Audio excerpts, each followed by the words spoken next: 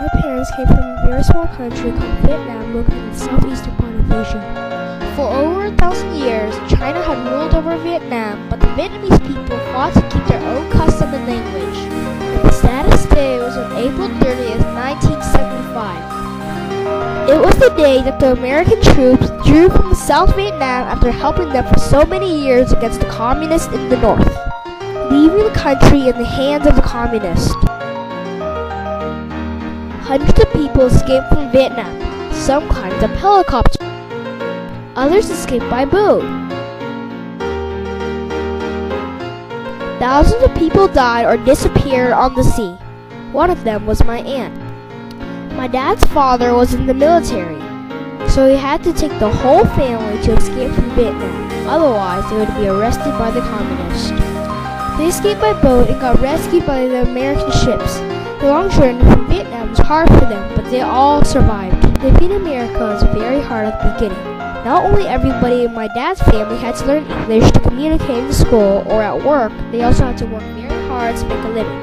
But despite the hard life, my grandparents managed to teach Vietnamese language to all my aunts, uncles, including my dad. I am different. This is a picture of me. I was born and raised in America, so English is automatically my main language. I don't know anything about the hard life in Vietnam because my life in America is good and fun. We all have freedom of speech and we all speak English to communicate with others. When I play soccer with my friends, I speak English.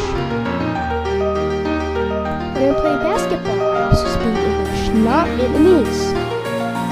Even in swimming, in which I do have some Vietnamese friends, but we all speak English. When I went skiing, there are tons of people from other countries also came to ski. They all spoke English to communicate with each other. When I went skiing, there are tons of people from other countries who came to ski, but they all spoke English to communicate with each other. In my class at a Harmony School of Excellence, everybody speaks and learns English. This year, our class took a field trip to Texas Renaissance Festival where we learned more about American culture and heritage.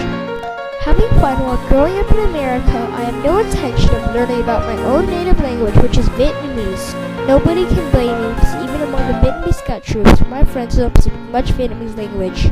Until one day, my parents shared with me a story about Vietnamese country, how the people don't have the freedom of speech and if they protest, they will be punished. This is a picture of the church in a small town in Vietnam where the government wants to convert into a tourist center.